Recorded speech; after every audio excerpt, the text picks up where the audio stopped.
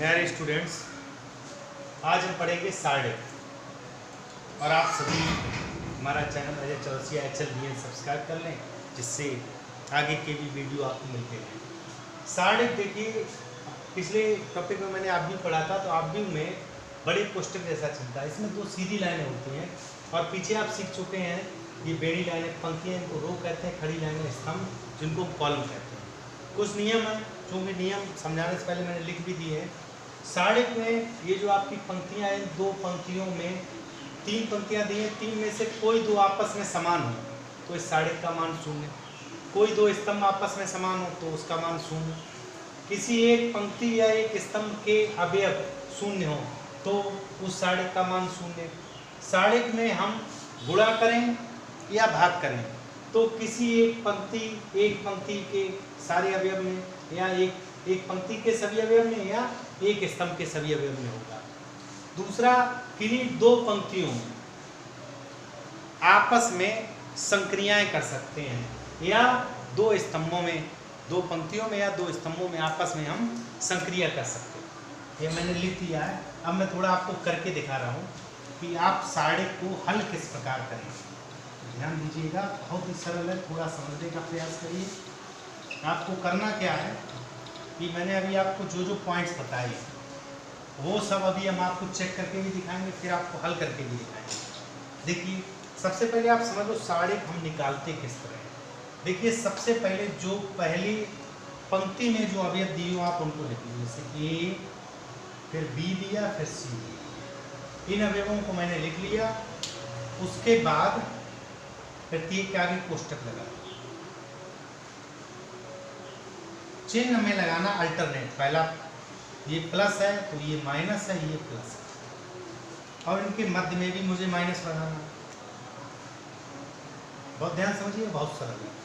अब आपको क्या करना है, जिस अवयव को बंद करेंगे उसके समकोणिक अवयव छुप जाएंगे, बंद हो जाएंगे। तो जैसे मुझे ए में लिखना है तो ए के समकोणिक देखिए ये और ये, और जो लिखने का प्रोसेस है वो यह है कि right to left minus left to right. तो ध्यान दीजिएगा, ये जब आपके छुप गए तो आई ई क्या हो जाएगा, ये देखिए आई ई और एच है। जब हम बी में लिखेंगे तो यह छुप जाएंगे आई डी जी एफ। जब हम इसको छुपाएंगे तो एच डी जी ई।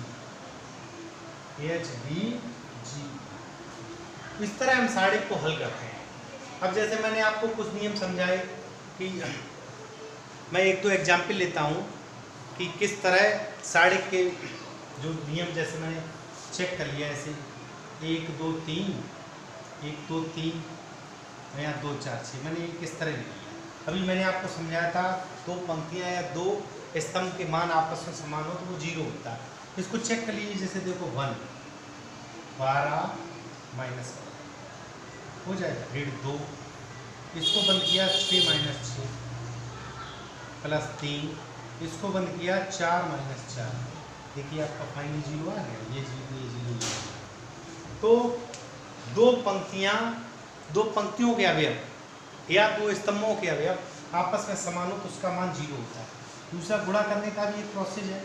जैसे मुझे किसी में गुणा करना है तो जैसे हम 2/2 की एक डिटरमिनेंट ले रहे हैं, जैसे ABCD, ये मान लो, ये सपोज करो कैपिटल ए बराबर, मुझसे 4A पूछा गया है, 4A पूछा गया है, तो 4A को आप इस तरह लिख सकते हो 4A 4BCD।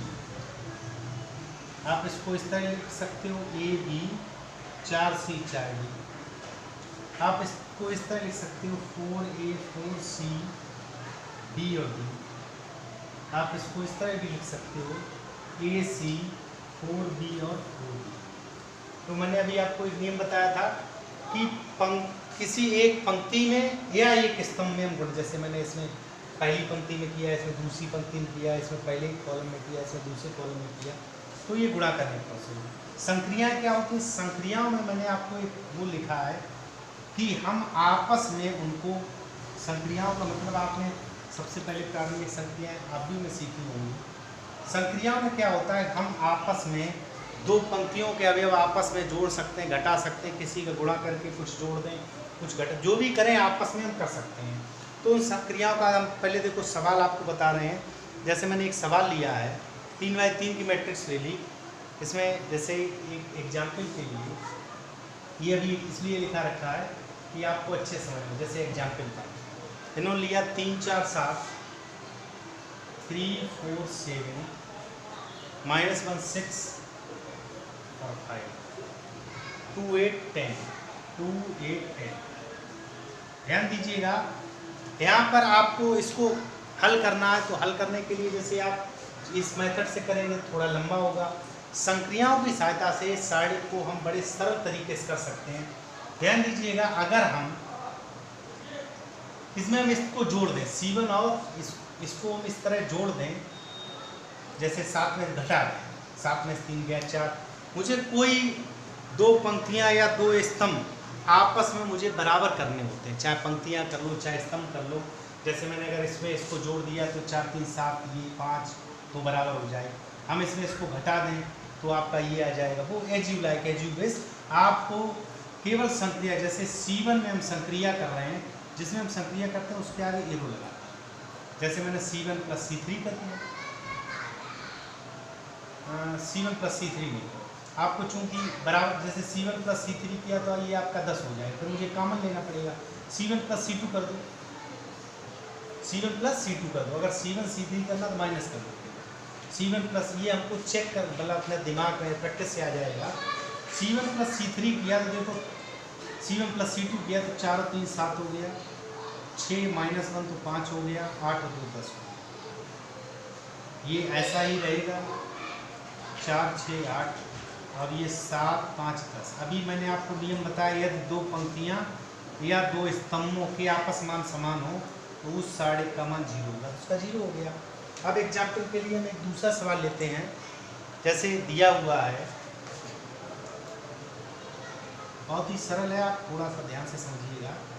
जैसे एग्जाम्पल के लिए एक क्वेश्चन मैंने लिया है, 1 1 1 XYZ, 1 1 1 1 1 1 XYZ।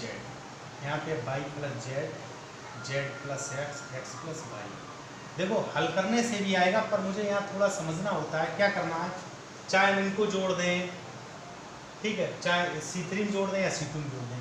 तो जैसे मैंने संक्रिया की, C3 में कर दें। इस बार क्या किया, C3 + C2 या C2 + C3 तो एक ही बात है। तो देखिए 1 1 1, जब इसमें किया नहीं कुछ, C3 में किया, इन दोनों जोड़ दो तो ये हो गया x + y + z, x + y + z, x + y + z। अब ये मैंने आपको बताया, गुणा या भाग किसी पंक्ति के एक स्तंभ या एक पंक्ति में या एक स्तंभ में हम देते हैं। तो मैं x + y + z, इसमें भाग दे दें, यानी हम कॉमन ले लें। तो x + y z मैंने कॉमन लिया तो 1 1 1 x y z 1 1 1। आप देख रहे हैं कि चूंकि C1 = C3, अतः इसका मान क्या हो गया, 0। इस तरह आप समझ सकते हैं। अब मैं एक थोड़ा सा बड़ा सवाल जो संक्रियाओं के आधार पर हम करेंगे उसको भी सीख लेते हैं। ये आप करना तो सीख ही गए, इसको मिटा रहे हैं। एक थोड़ा सा बड़ा सवाल ये ले रहे हैं, उसको भी आप समझ लीजिएगा। बाकी और कोई समस्या हो तो आप कमेंट्स करिए, मैं वीडियो बना के डालूँ। बहुत ही सरल है, थोड़ा सा आप संक्रियाओं पर आधारित एक सवाल ये ले रहे हैं। जैसे क्वेश्चन है 1x(x²), हमको सारणी को हल करना है। 1x और x², 1y और y², 1z और z²। अब ध्यान दीजिएगा, इसको मुझे हल करना है संक्रियाओं के अनुसार। जैसे देखिए आप डायरेक्ट करेंगे तो जैसे 1 को लिया तो आपका yz² हो गया -zy², थोड़ा बड़ा हो जाएगा, गुणनखंड करने में हमको समस्या होगी। तो आप सबसे पहले दिमाग में टारगेट बना के रखें, हम किसी प्रकार संक्रिया करके एक स्थान पे 0 या 2 स्थान पे, अधिकतम 2 स्थान पे 0 लें। अगर तीनों स्थान पे 0 आ जाएगा तो आपका पूरा 0 हो जाएगा। तो प्रयास करें कि 0 आए। तो देखो इसमें से इसको घटाएं तो 0, और 2 संक्रिया हम एक साथ कर सकते हैं। तो पहली संक्रिया C1 में करिए, C1 - C2, दूसरी संक्रिया करिए C2 में C2 माइनस C3, दो संक्रियाएं हम एक साथ कर सकते हैं। देखिए C1 में से मैंने C2 को घटाया, ध्यान से समझिएगा, बहुत सरल है। इसमें इसको घटाया तो 0, x माइनस वाई और x square minus y square, इसमें से इसको घटाया तो 0, वाई माइनस जेड और y square minus z square, यहाँ पर एज है। अब ध्यान दीजिएगा, आप ये जानते हैं 0 में से हम कुछ भी कॉमन ले सकते हैं, तो C1 से x माइनस वाई, C2 से y माइनस जेड कॉमन लेने पर या उभयनिष्ठ करने पर सीधा लिख दीजिए कॉमन लेने पर। तो आप लिखेंगे x माइनस वाई मैंने कॉमन ले लिया, y माइनस जेड कॉमन ले लिया। अब साइड में क्या लिखेंगे उसको थोड़ा सा समझ लीजिएगा। देखो इसमें से x माइनस वाई कॉमन लिया, 0 में तो कुछ जाएगा नहीं, x माइनस वाई चला गया तो 1 बचा। X square minus y square बराबर होता है x plus y, x minus y बाहर चला गया तो आपका x प्लस वाई बचा। यहाँ पे देखिए 0, 1 और y माइनस x, हाँ ठीक है, x प्लस वाई, यहाँ पे हो जाएगा y प्लस जेड, 1 जेड और जेड स्क्वायर। अब चाहो तो आप इसको अभी वो कर सकते हो डायरेक्ट, नहीं तो एक बार हम और 0 लें, एक संक्रिया और कर दें कि C1 माइनस C2, एक संक्रिया मैंने और कर दी। क्या संक्रिया की? C1 minus C2। तो C1 माइनस C2 जब मैंने किया तो देखिए x माइनस वाई पहले से था, y माइनस जेड पहले से था, इसमें से इसको घटाया तो 0 में से 0 1 में से बन गया, ये भी 0 आ गया, इसमें इसको घटाएंगे तो x minus Z, x minus Z, इसको एज लिख दो 0 1 y plus Z 1 Z Z square. जितने ज़्यादा हम 0 ले आते हैं उतना ही सवाल सरल हो जाता है। अब हम इसका प्रसार करते हैं, देखिए आगे आप लिखेंगे x minus y minus z. चाहो तो x माइनस जेड कॉमन भी ले सकते हैं, लेकिन अब ज़्यादा चक्कर ना पड़िए, बहुत सिंपल है, तो आप इसको डायरेक्ट कर दीजिए। पहला चूँकि 0 है तो सभी पद 0, ऋण दूसरा 0 है तो सभी पद 0, धन तीसरा पद जो है 1, इसमें आपके पद आएंगे। तो देखो जब 1 लिखेंगे तो ये बंद हो जाएगा, y प्लस 0 का y प्लस जेड का 0 में गुणा होगा तो ये 0 हो गया, तो 0 माइनस x माइनस जेड, तो माइनस का x हो जाएगा प्लस का जेड हो जाएगा कोष्टक में। तो आपका आंसर आ गया x minus y minus z और जेड माइनस एक्स। तो इस प्रकार हम संक्रियाओं के अनुसार सवाल को सरल करके अधिकतम 0 बना के सवाल हल कर सकते हैं। तो प्यारे स्टूडेंट्स, यदि आपको ये वीडियो हमारा समझ में आया हो, अच्छा लगा हो, तो आप इसको शेयर करिए, कोई समस्या हो तो कमेंट करिए और हमारे चैनल अजय चौरसिया HLBM को सब्सक्राइब कीजिए। धन्यवाद।